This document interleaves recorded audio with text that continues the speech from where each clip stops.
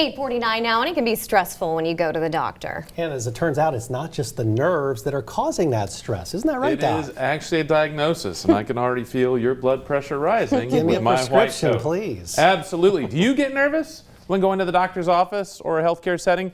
There's actually a diagnosis for that. It's called white coat syndrome or white coat hypertension.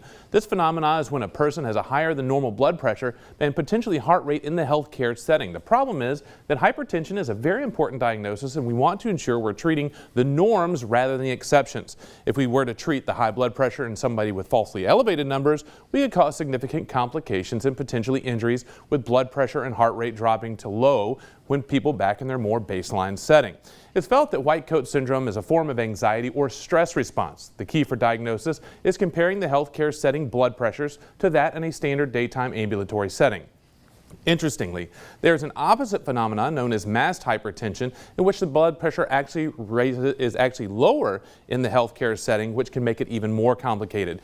Either of these diagnoses can be dangerous if managed incorrectly. Thus, before there are significant medication changes in blood pressure, that patient and healthcare professionals establish that average baseline with consistent home measurements and a record to use for that appointment to make sure we're treating the right and accurate numbers. So what's your message to patients if they see this report this morning and they go, aha, see, I told you, I don't need to go to the doctor, it makes me all messed up inside. So get you a record, just like we showed there. Get you one. Document those records a couple of times a day, standard times every single day, and take those to your doctor's appointment. That way we can treat the trend, not just the spike that you may see when you see this white coat. White coat. All right, Excellent. Thanks, Doc. That's really great info. We have another look at the weather and another update on the tragedy out of Scott County. We'll be right back.